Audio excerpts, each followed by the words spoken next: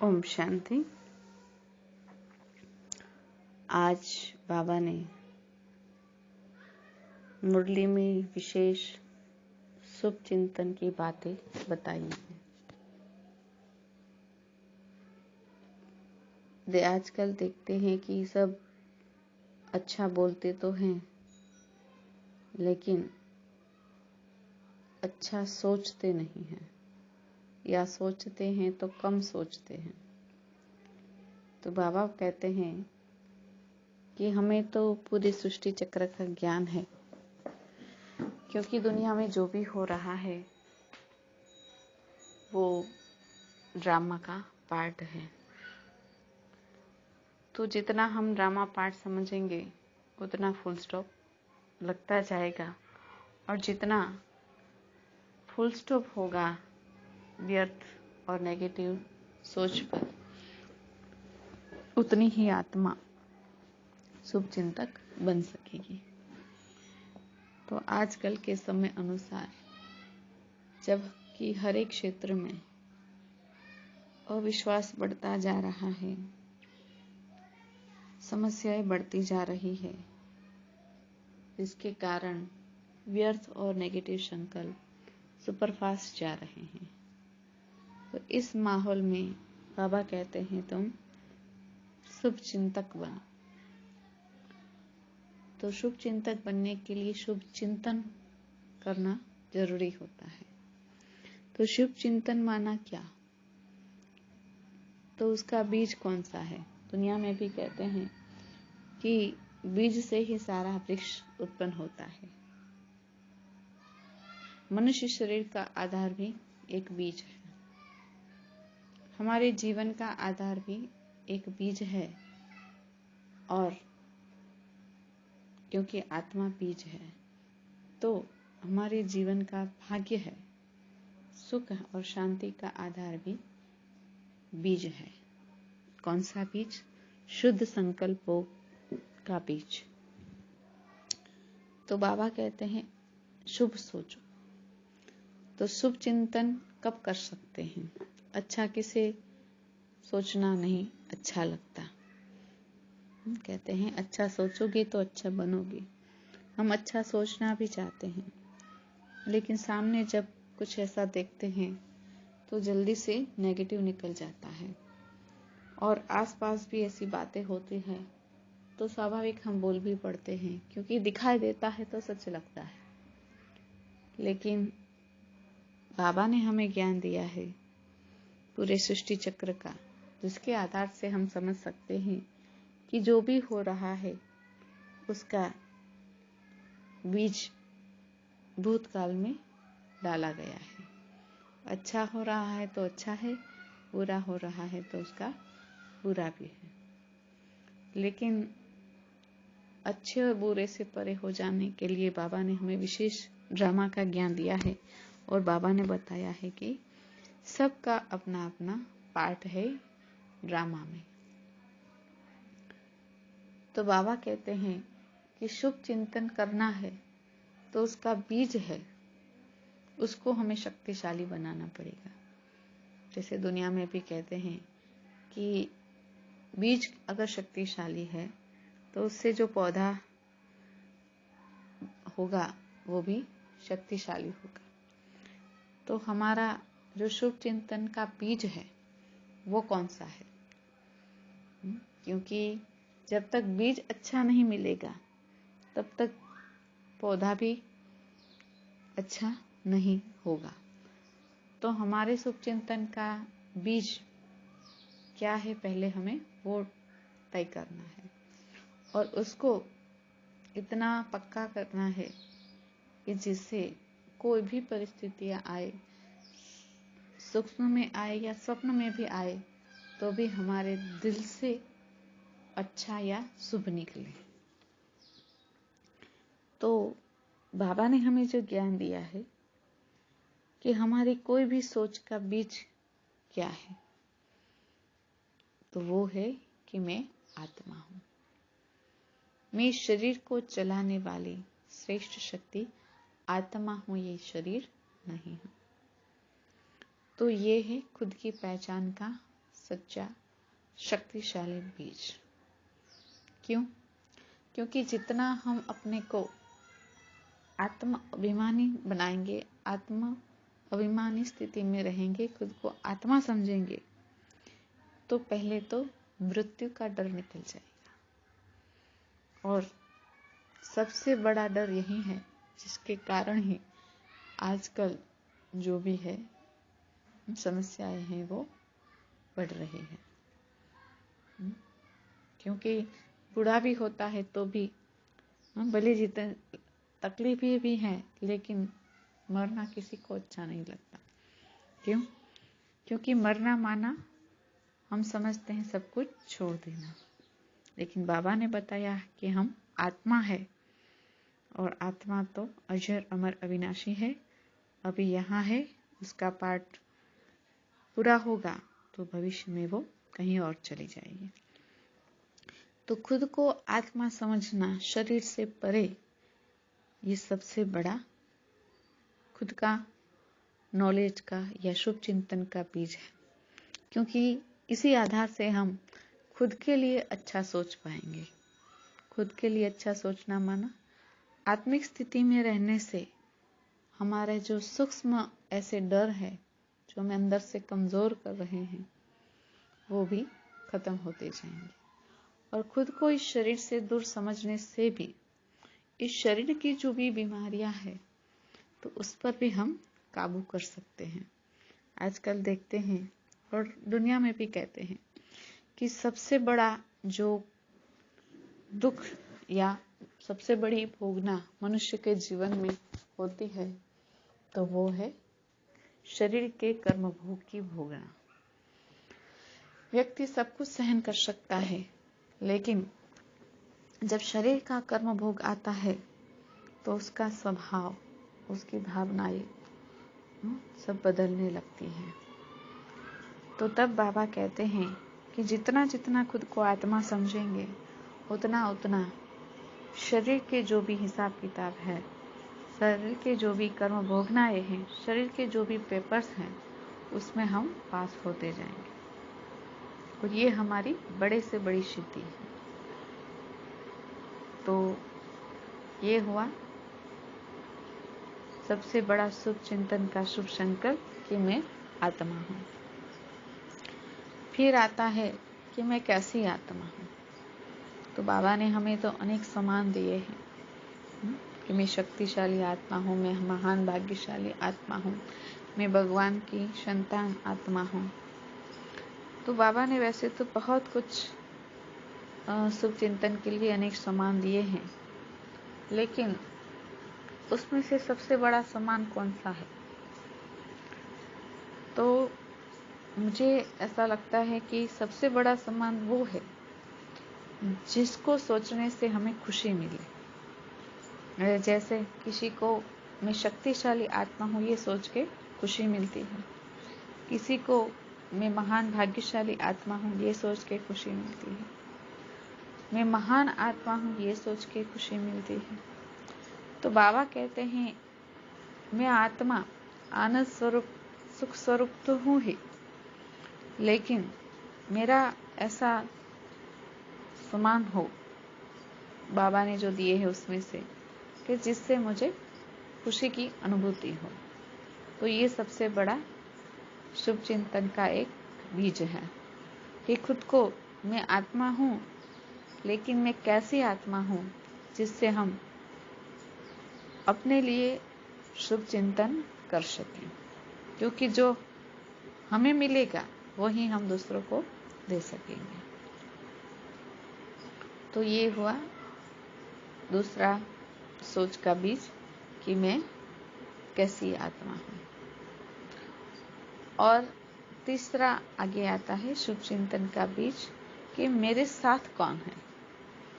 आजकल देखते हैं, वैसे भी देखो तो सबको कोई ना कोई आधार की जरूरत होती है। जैसे आत्मा को भी पाठ बजाने के लिए इस शरीर का आधार लेना पड़ता है, जन्म लेने के लिए भी माँ बाप का आधार लेना पड़ता है। तो सब जगह हम देखते हैं कि हमारा जीवन आधार मूर्त हो गया है। लेकिन बाबा कहते हैं तुम्हें दूसरों का उद्धार मूर्त और आधार मूर्त बनना है तो उसके लिए ये सब आधार छोड़ एक परमात्मा आधार को पकड़ना है। तो ये कब पकड़ेंगे कि जब हम ये सोचेंगे कि मैं आत्मा किसकी हूँ, या तो मेरा असली रिलेशन, असली संबंध मन का, दिल का, चित्त का किसके साथ है, भगवान के साथ। तो अपने को आत्मा समझ परम धाम में परमात्मा को सामने देखे, या फिर अपने सामने भी परमात्मा को देखेंगे। जैसे मैं आत्मा बीज स्वरूप हूँ, प्रकाश स्वरूप हूँ, वैसे परमात्मा भी प्रकाश स्वरूप है। तो उसके साथ अपना रिलेशन जितना हम स्ट्रॉन्ग करेंगे उतना हमारा शुभ चिंतन बढ़ता जाएगा, क्योंकि हमारी डिपेंडेंसी खत्म हो जाती है। और जितना आत्मा इंडिपेंडेंट बनती जाती है उतनी आत्मा शक्तिशाली होती जाती है। तो ये है तीसरा कि शुभ संकल्प का बीज के मैं आत्मा किसकी हूँ। और चौथा कि ये दुनिया एक खेल है या ड्रामा है। अगर ड्रामा ठीक लगता है तो भी ठीक है, खेल लगता है तो भी ठीक है। अगर हम अपने को आत्मा समझ अपने को खिलाड़ी समझेंगे या फिर इस दुनिया में हम पार्ट बजाने के लिए आए हुए एक्टर समझेंगे तो हमें हमेशा स्मृति रहेगी कि इस दुनिया में मेरा कुछ भी नहीं है, मैं आत्मा एक्टर हूँ। तो जो एक्टर होता है तो जब एक्ट करने के लिए जाता है तो उसका कुछ भी नहीं होता। जो भी कपड़े मिलते हैं, जो भी डायलॉग्स मिलते हैं, जो भी होता है सब किसका होता है, प्रोड्यूसर का, डायरेक्टर का। वो जैसा कहते हैं वैसा उसको करना होता है। और जितना वो बखूबी करता है डायरेक्टर के साथ मिलकर के उसके डायरेक्शन को समझ करके, उतना वो पावरफुल बन सकता है। तो यहाँ भी बाबा कहते हैं कि ये दुनिया एक ड्रामा है जिसमें हम सब खेल कर रहे हैं, ड्रामा कर रहे हैं। जिसका जो डायलॉग होता है वो बोलता है, हम भी उसी प्रकार करते हैं, चाहे जो भी डायलॉग हो। तो उस डायलॉग मतलब उस बात को हम जितना क्लियरली पकड़ेंगे, ये दुनिया एक नाटक मंच है, ड्रामा है, जहां मेरा कुछ भी नहीं है। व्यक्ति, वस्तु, वैभव से लेकर मान सम्मान कुछ भी यहाँ मेरा नहीं है। किसका है? उस परमात्मा डायरेक्टर का। क्योंकि उसने कभी ज्ञान दिया, उसने समझ दी, उसके आधार से किसी को भी निमित्त बनाया, उसके आधार से मैं अपना पार्ट प्ले कर रही हूँ। तो फिर जो भी है सब किसका है? उस डायरेक्टर का है। तो जिससे आत्मा क्या होगा? जैसे खेल में भी कहते हैं कि खेल खेलने के लिए होता है, तो उसमें हार और जीत, एक हारेगा तो एक जीतेगा है, वो कंपैरेटिव डिग्री में रहता है। तो इस खेल को खेल समझेंगे तो हार जीत तो होंगी, लेकिन उसका हरक शोक नहीं होगा। क्यों? क्योंकि खेल है। खेल में तो एक दाव में कभी हम जीतते हैं तो सामने वाला हारता है, या फिर हम हारते हैं तो सामने वाला जीतता है। तो ये कंपैरेटिव होता रहता है। तो बाबा कहते हैं कि हमेशा इस दुनिया को खेल समझो, ड्रामा समझो, तो भी जो भी कुछ ऐसा ऊपर नीचे होगा, जो आजकल हमें परिस्थितियों से आने वाली कोई भी संभावनाओं से ऊपर उठाता रहेगा। और सबसे बड़ी बात कि हमारे जो भावनाएं हैं, वाइब्रेशंस है, उसको हमेशा पॉजिटिव रखेगा। क्योंकि जो हो रहा है खेल हो रहा है, सामने वाला भी अपना पार्ट प्ले कर रहा है और हम भी अपना पार्ट प्ले कर रहे हैं। तो जितना हम इस बात को पक्का करेंगे उतना हम जीवन में आने वाली एक एक सेकंड की परिस्थितियों से ऊपर उठते जाएंगे। तो ये बीज है शुभ चिंतन करने के लिए और शुभ चिंतक बनने के लिए।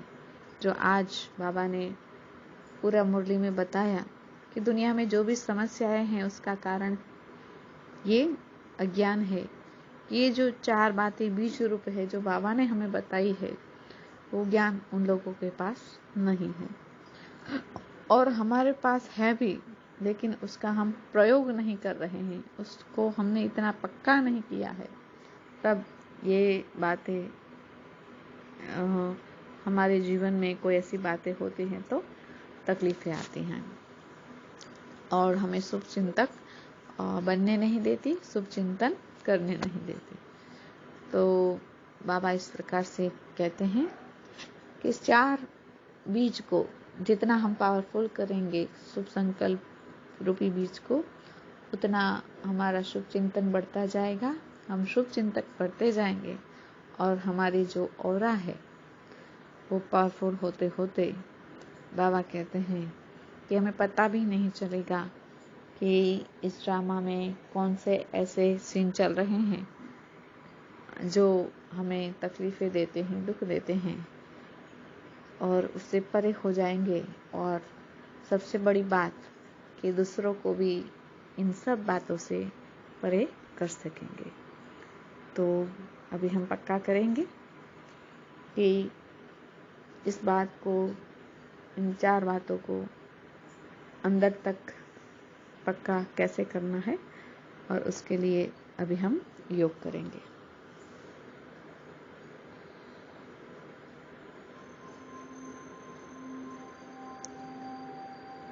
थोड़ी देर के लिए सभी बातों को साइड में रखकर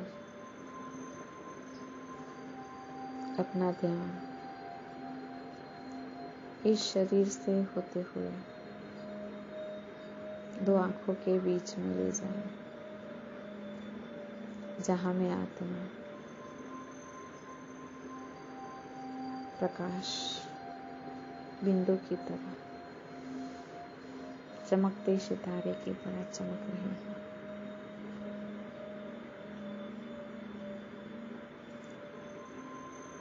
और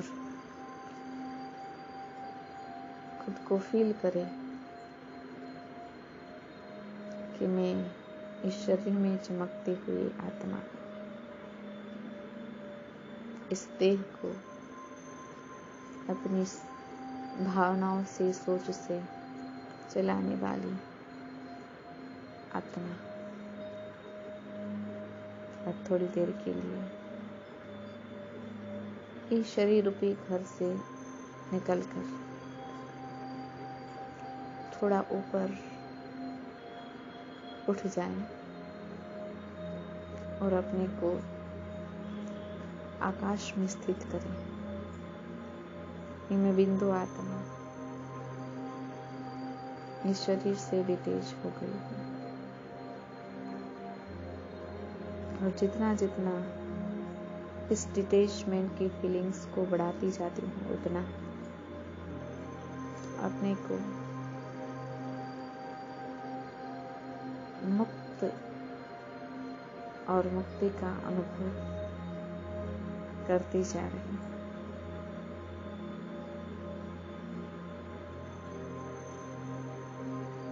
अब धीरे धीरे मैं आत्मा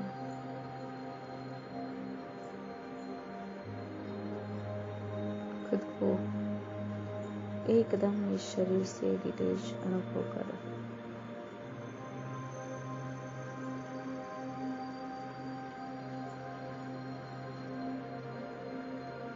मैं उसको फील कर रही हूँ, उसको अनुभव कर रही हूँ कि मैं सच में एक प्रकाश स्वरूप आत्मा। अपनी आत्मा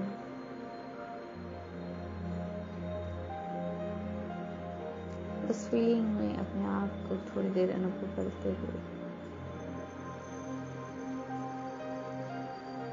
मैं अनुभव कर रही हूँ कि मैं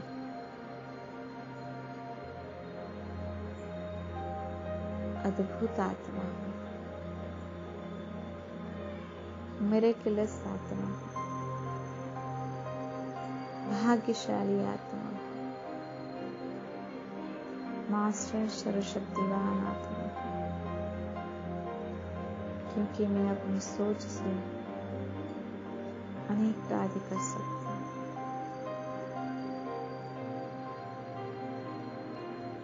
मैं भाग्यशाली आत्मा हूँ जो मुझे सबसे श्रेष्ठ ज्ञान मिला है।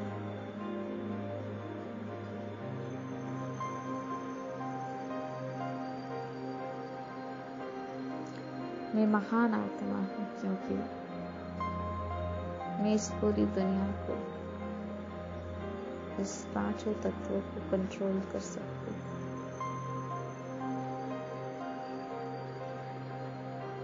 और इस पांचों तत्वों से परे रहने वाली शक्तिशाली आत्मा अपने आप को स्थिति में अनुभव करो कि मेरी एक सोच से बहुत सारी बातें बदल रही है। मेरी एक सोच से अनेक समस्याएं समाप्त हो रही है और मेरी एक सोच से मैं अनेक आत्माओं को दुखों से मुक्त भी करा सकती हूँ। और अपनी आत्मा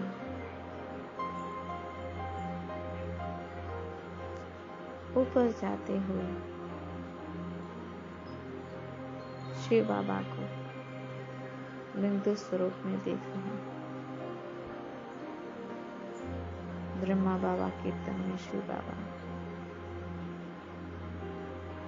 मेरे सामने विराजमान है और बाबा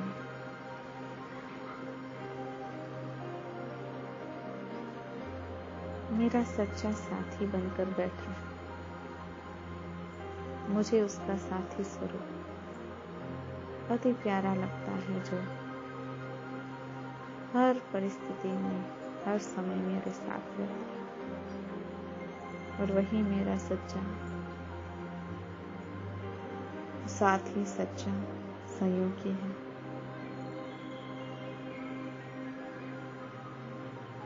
और इस बात के लिए बाबा के प्रति मेरा प्यार, मान बढ़ता जा रहा है।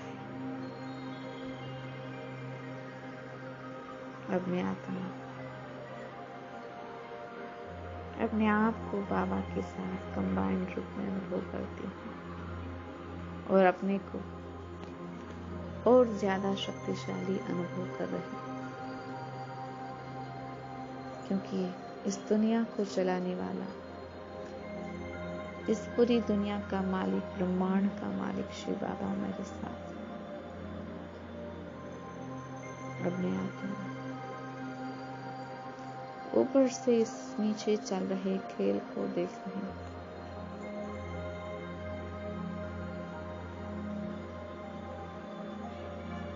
जहां अनेक आत्माएं सिर्फ और सिर्फ अपना पार्ट प्ले कर रहे हैं।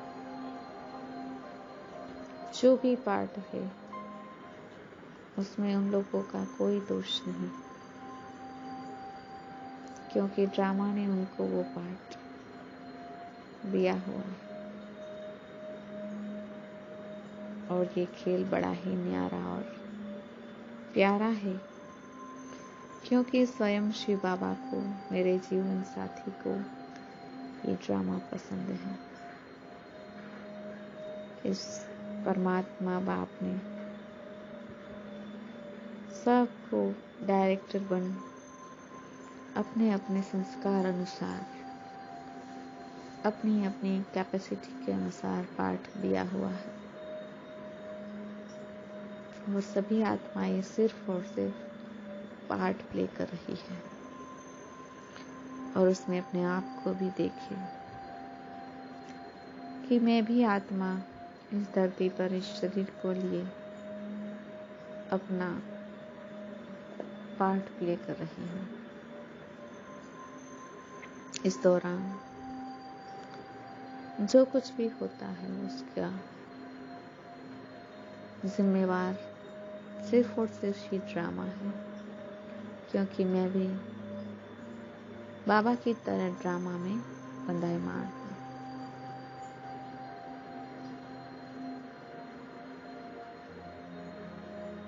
मेरी जो भी सोच चलती है वो ड्रामा अनुसार चलती है,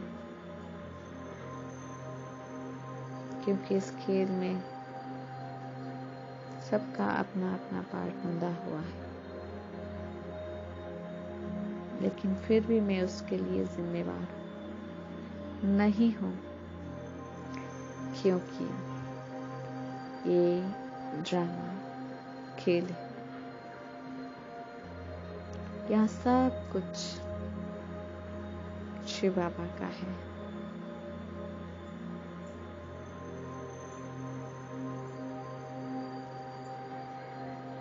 और मैं आत्मा सिर्फ और सिर्फ इस शरीर से लेकर सबका इस ड्रामा खेल के अंदर यूज करती जा रही हूँ।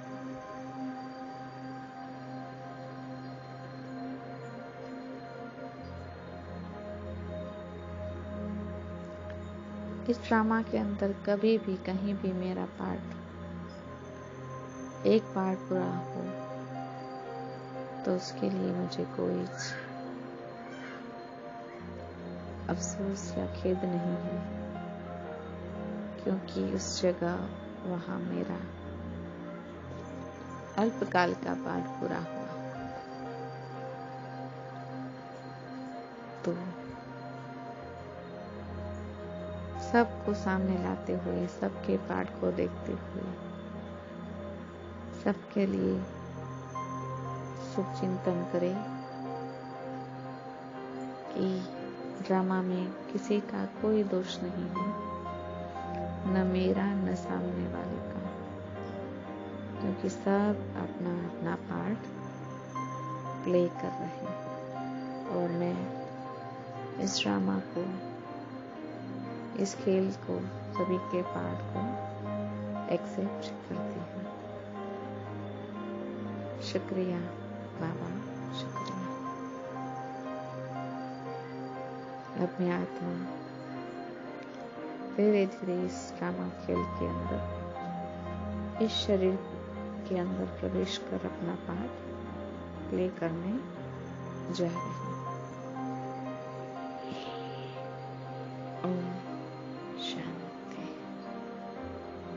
ओम शांति।